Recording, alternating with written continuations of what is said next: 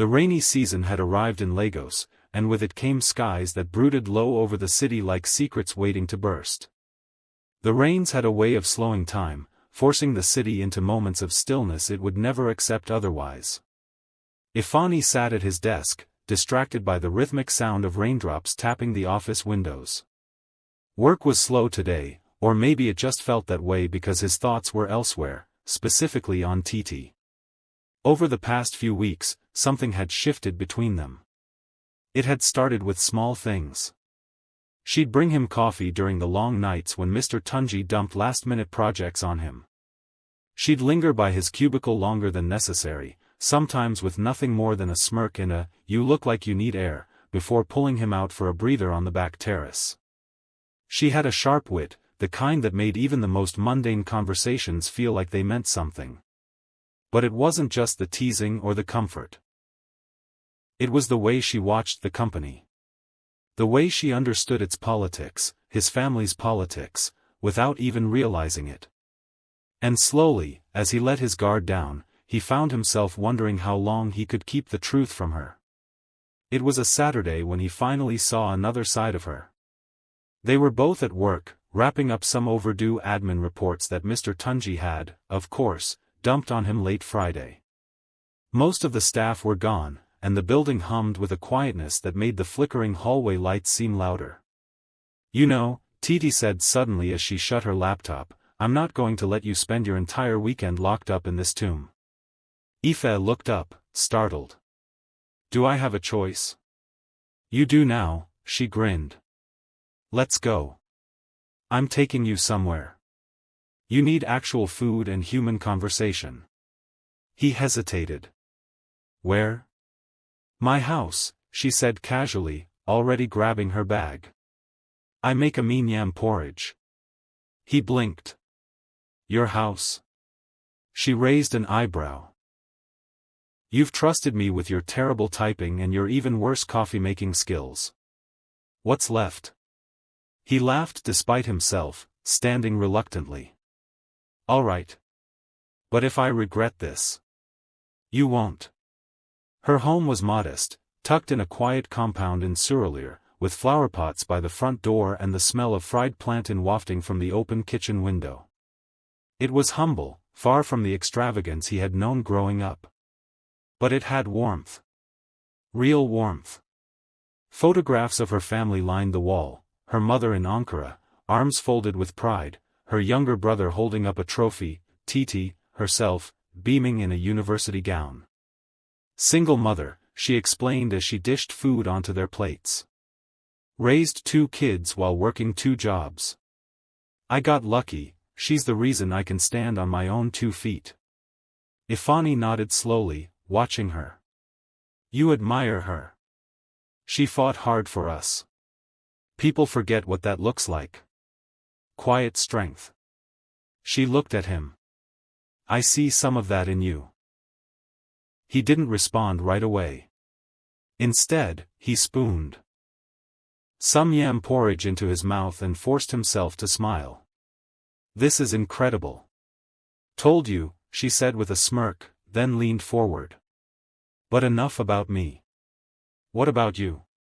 Where's home for you, Ife? You always talk like someone who's lived 10 lives." The question hit him like a stray punch. For a moment, he said nothing. This was the part he avoided. The part he'd buried. "Somewhere far from here," he replied eventually. "Used to be home. Not anymore." She studied him for a long moment. "You've got secrets, you know. Not the bad kind. Just heavy ones." He chuckled nervously. "Everyone's got secrets.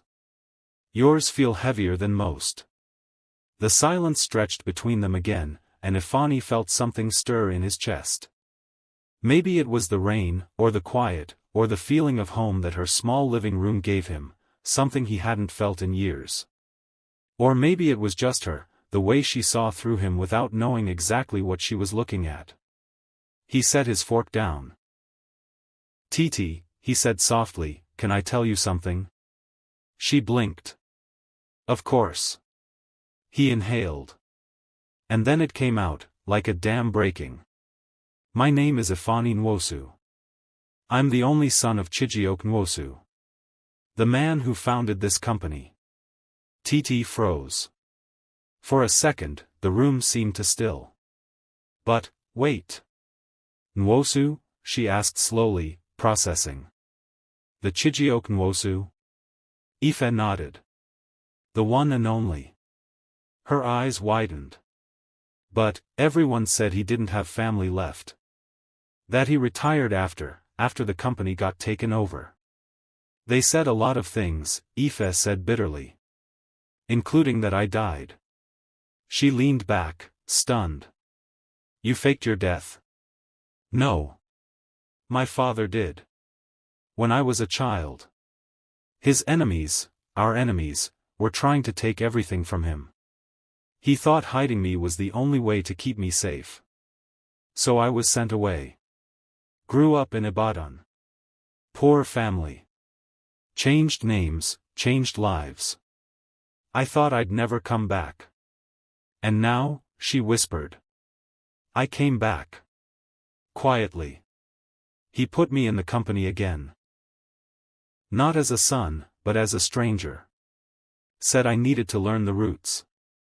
That if I wanted to fight for our name, I had to know the battlefield.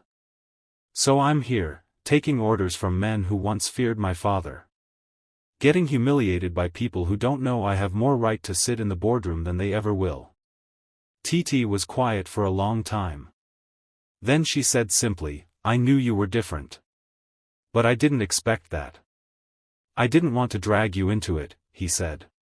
But the more I'm around you, the more I realize, you know this company better than most. You see people for who they really are. And I don't know why, but I trust you. TT looked down, then smiled faintly. You've got good instincts. I don't know what I can do, but I'll help you. However I can. Ifeanyi felt something shift inside him, like he wasn't alone anymore. Like, maybe, this war wasn't his to fight by himself.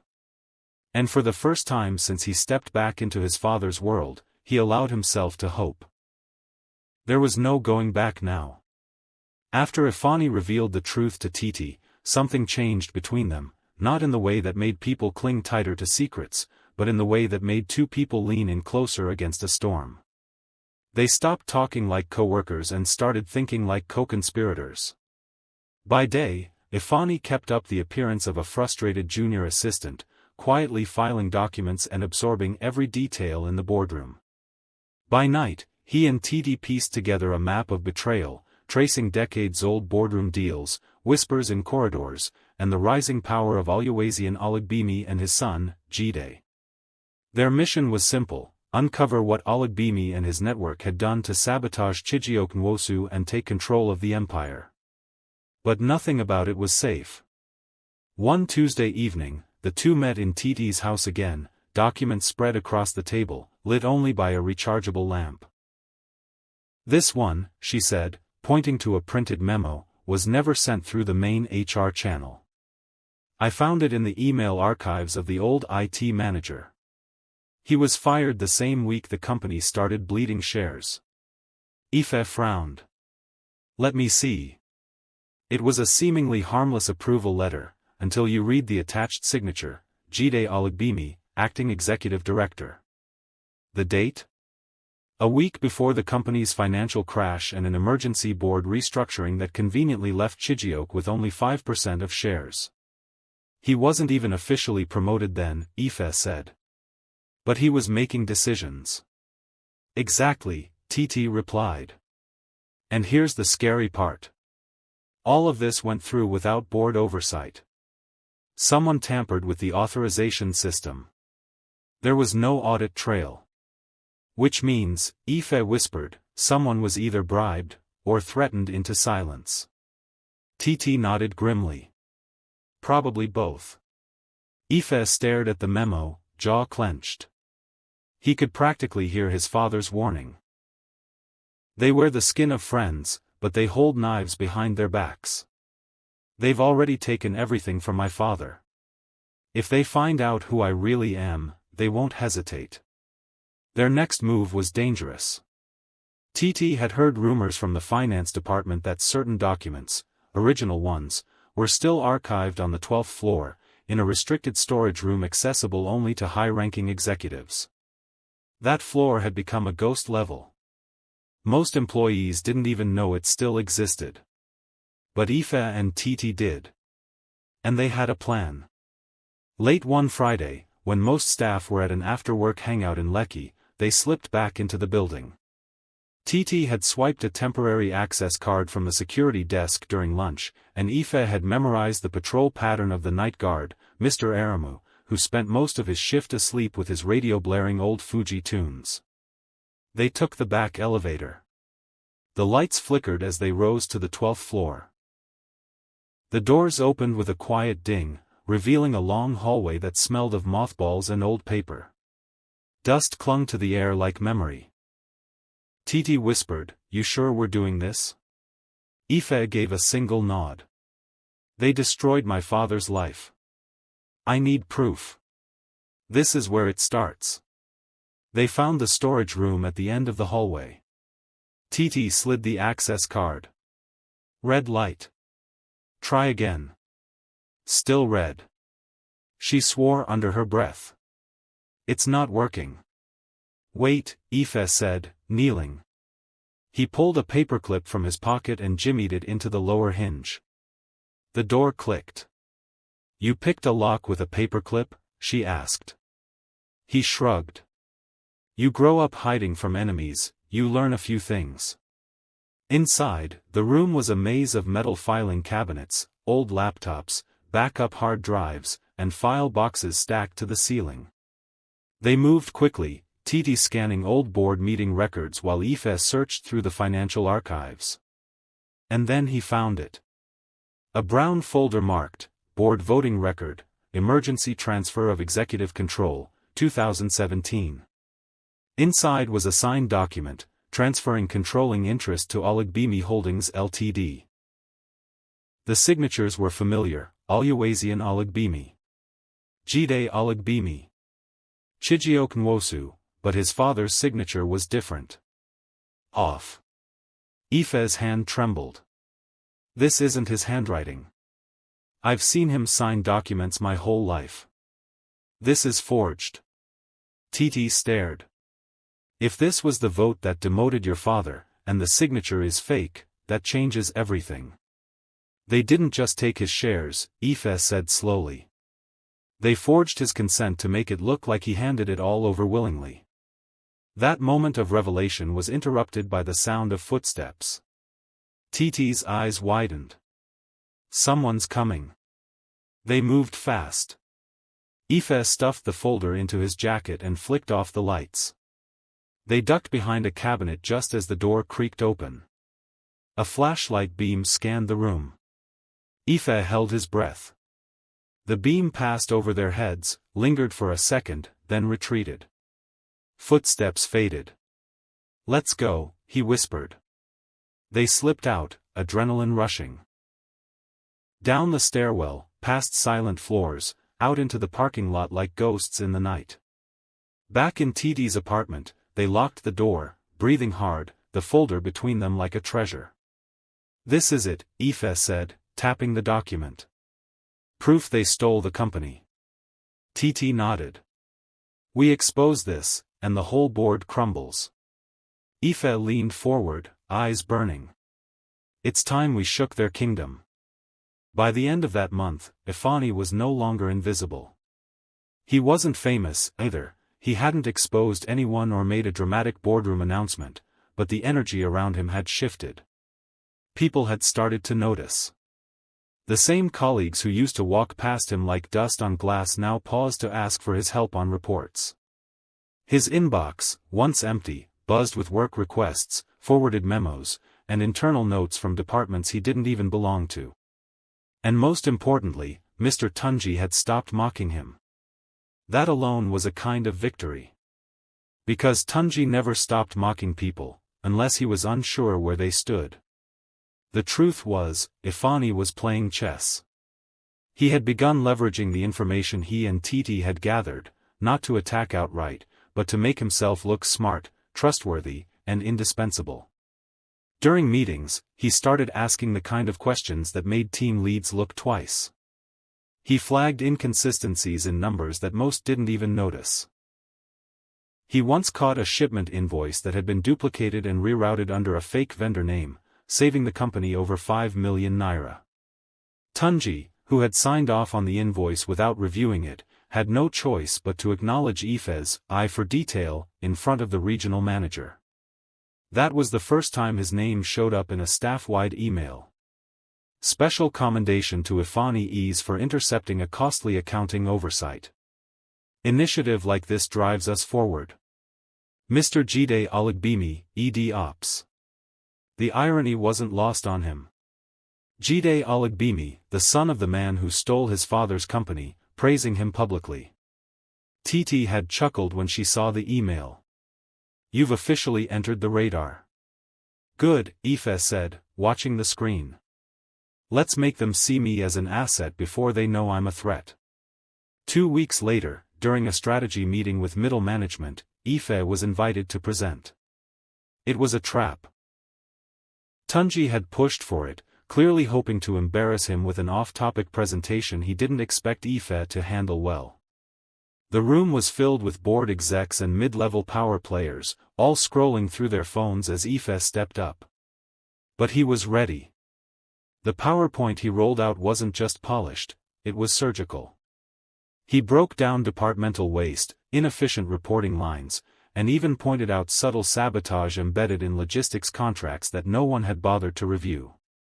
His voice was calm, confident, not loud, but commanding. When he finished, the room was quiet. Then someone clapped. It was Mrs. Amaka Bello, the new head of finance, one of the only executives who hadn't come from the Mrs. Ngozi or other camp. Well said, she declared. Clear analysis. Practical solutions. This is the kind of thinking we need in the next phase of recovery. Heads nodded. Even Tunji forced a tight-lipped smile. Ifeanyi walked back to his seat, pulse steady. That night, his father called him. You're making waves, Chijioke said over the line, voice low and grave. Keep it steady. Let them crown you before they realize you're their judge. Not long after, the promotion came. Assistant Strategy Officer. It wasn't senior management, but it was a big leap, especially for someone who had only entered the company as a low-level assistant. Titi was beaming when he told her. You're climbing, she said, and now, even if they figure out who you are, it won't be that easy to push you out. I know, he said. But I'm not just trying to protect myself anymore. I'm trying to build a case so strong they'll beg for mercy before I even open my mouth. Her eyes searched his. You're not going to play fair, are you? Ifeanyi smiled, but it didn't reach his eyes. Not anymore. But with elevation came visibility. And with visibility came risk. It didn't take long before whispers began spreading through the upper floors. Who's this Ifeanyi guy? Didn't even come from any of the top schools we recruit from. His file is light. No heavy references. No sponsorship from any senior exec. Some people say he's this and that. None of them knew the truth, but the guessing had started. Even Jide Alagbemi had noticed. He called Ifeanyi into his office one Wednesday afternoon. It was a large space, glass walls, sleek leather furniture, and the scent of imported cigars that clung to the curtains. Mr. Ifeanyi, Jide said with an easy grin, you've been doing excellent work. People are talking. Ifeanyi stood tall, expression neutral. Thank you, sir. Quick rise, Jide said, pouring himself a drink. We like talent here. But, we also like transparency. Of course. Where'd you say you're from again? Grew up in Ibadan, Ife said calmly. Studied economics at UI. Came to Lagos after graduation. Started from the bottom. Jide sipped slowly, watching him. And no corporate background? No godfather? No, sir. Just hard work. There was a long pause. Then Jide laughed. Well, if you keep this up, who knows where you'll end up? Just remember, corporate Lagos is a jungle. And not everyone who rises survives. I understand that, Ifeanyi said with a quiet smile. But I've lived in jungles before. That night, Ife and TT met at their usual quiet cafe. He replayed the conversation. He's suspicious, he said. He's testing you, TT added. But you passed. Barely. We need to act faster. He's starting to circle. TT opened her laptop and slid a flash drive across the table. I got this from one of the cleaners who works on the executive floor. It's footage, Jide meeting with an offshore account manager 2 nights ago. Ife plugged it in. There it was, grainy CCTV footage of Jide in the executive lounge, shaking hands with a man from Orca International Holdings, one of the shell companies they discovered was siphoning funds. He's laundering, TT whispered. Good, Ife said, staring hard at the screen. Let's keep following the money. Because when I finally reveal who I am, I'm not just going to take my father's company. The promotion came on a rainy Monday morning, hidden in a cold email with no ceremony, just a title change, a new office, and a digital signature from the executive director's office. From HR Department. Subject, Appointment Letter, Senior Business Strategy Officer. Congratulations. Your contributions to the strategy unit have been deemed invaluable. You are hereby appointed Senior Business Strategy Officer, reporting directly to the Executive Director, Operations, effective immediately. Ifeanyi stared at the email in silence, the words glowing on his screen. This was no fluke. No lucky break. This was earned, through pain, pressure, and persistence. He rose from his desk quietly, shut down his system, and walked to the restroom. Alone, in the far stall, he locked the door, sank onto the bench, and let out a long, shaky breath. For the first time in a long time, he allowed himself to feel it, pride. He pulled out his phone and dialed the one number he hadn't called in weeks. The couple in Ibadan who had raised him when the world believed he was dead. Mama, he said when the woman's warm voice answered. It's me, your son. My son, she gasped. Ifeanyi. Ah. You remembered us today. He smiled, his throat tight. I will never forget you. Never. I just wanted to say thank you, for everything. For raising me, for helping me become who I am. I've been promoted. Twice. Chinikamo. God has lifted you, my child. We are proud. So proud. He paused, swallowing the lump in his throat. Tell Baba I'll come visit next week. And check your account, I sent 300,000 for both of you. Just to make things easier. There was silence on the line, then quiet tears from the other end. May the land you step on rise to meet you, Damalola whispered. May the hands that tried to bury you never know peace. You are our blessing, Ifeanyi. His biological father, Ifeanyi Nwosu, was a different kind of proud. I heard you've been promoted again, the old man said during one of their secret meetings in a backroom cafe in Ikeja. His frame was thinner now, but his eyes were alive with fire. I didn't ask for it, Ifeanyi said. But I earned it. You've done more than earn it. You've proven that the suffering I put you through didn't break you. Ifeanyi looked away, nodding. It forged me. You're becoming a storm, Chijioke said, gripping his son's hand. And storms change landscapes. The storm soon became impossible to ignore. A month after his second promotion, Ifeanyi proposed a radical idea during a market strategy review: pivot one of their struggling product lines, an outdated courier service, into a hybrid digital logistics model using smart tracking and AI delivery projections. The proposal was bold, experimental, and risky. But Jide, always desperate to impress the board with innovation, approved it. The results were explosive. Sales shot up by 48% in 2 quarters. Their fiercest competitor, VectorLink, lost 3 regional contracts to them. Even international partners took notice. A major business magazine did a feature. The young mind behind Nwosu Group's digital rebirth, meet Ifeanyi, the genius strategist who's reshaping Africa's logistics model.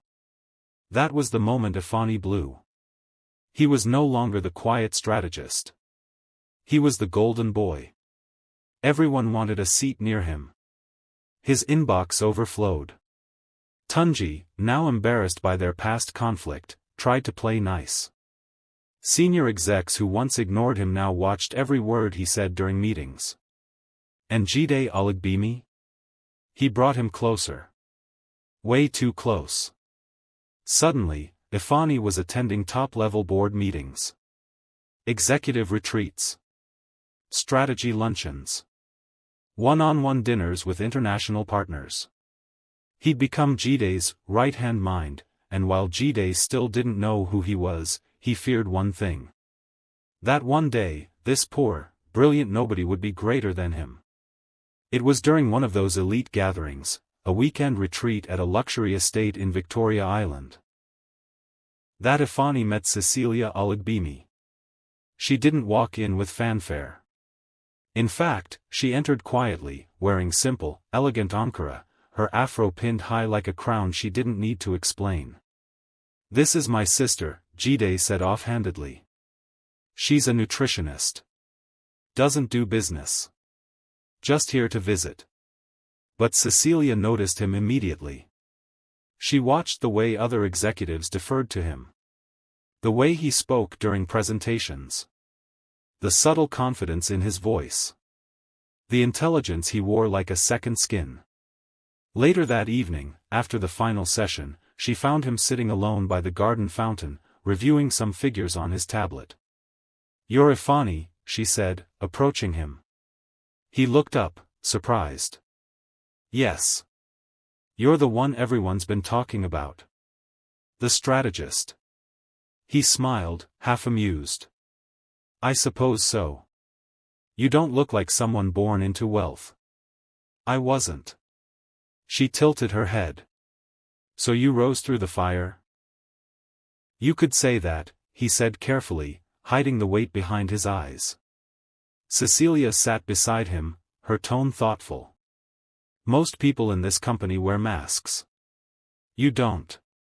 That's rare." He looked at her, genuinely intrigued. "And what do you see behind the mask?" She smiled. "A man who's lived through storms and somehow came out the other side smarter, not bitter." Ifeanyi blinked, stunned for a moment. He had met many people in the past few months, men who flattered, women who flirted, colleagues who envied, but Cecilia was different. Genuine. Warm. Intelligent. And completely disconnected from her family's hunger for power. From that moment, a quiet friendship bloomed between them. What she didn't know was that the man she admired was the very storm coming to dismantle her family's empire. Ifeanyi could tell Cecilia was getting drawn in. He didn't need her to say it. It was in the way she began to speak to him about things she never shared with anyone else, how she'd always felt like an outsider in her family, how her brother and father saw people as weapons or pawns, how the company felt like a machine with no soul. That vulnerability was exactly what he needed. But Ifeanyi wasn't falling. He was planning. Every smile, every text, every coffee break was calculated. Not out of malice, but out of necessity. The same family Cecilia came from had stolen his life, taken his mother, buried his legacy. No amount of kindness from her could erase that. Still, she was a useful tool. A doorway. And now, it was time to open it further. "I'm thinking of going to Ibadan for the weekend," Ifeanyi said one Friday, casually, after a management meeting. "Oh, to see your parents?" Cecilia asked, sipping her coffee. Yeah, he replied. They're not my biological parents, but they raised me. I owe them everything. There was a pause. I'd like to come, she said. If that's okay. He didn't answer immediately. Then he smiled gently. I think they'd love to meet you. When he told Titi the plan, she didn't hide her concern. You're taking her to Ibadan. She trusts me, Ifeanyi said. The more she trusts me, the more access I get. That house in Banana Island, the private vault in her father's name, she knows everything. She just hasn't given it up yet. Titi leaned forward, eyes sharp. I hope you haven't forgotten what her family did. I will never forget, Ifeanyi said. This is not about feelings. It's about leverage. Titi nodded slowly. She believed him. Still, deep inside, she hated that Cecilia had a role at all in their story, even as a pawn. The drive to Ibadan was quiet at first. Cecilia stared out the window, occasionally commenting on the scenery. As they passed the familiar hills and dusty roads, something in Ifeanyi softened, not for her, but for the boy he used to be. When they arrived, Damilola welcomed them with open arms, dressed in her best wrapper, hair neatly tied, eyes glowing with warmth. My son, she beamed. Then, turning to Cecilia, and this is the one we've heard about. Welcome, my daughter. Cecilia blushed. Thank you, Ma. It's an honor to meet you. Baba was more reserved, but no less hospitable.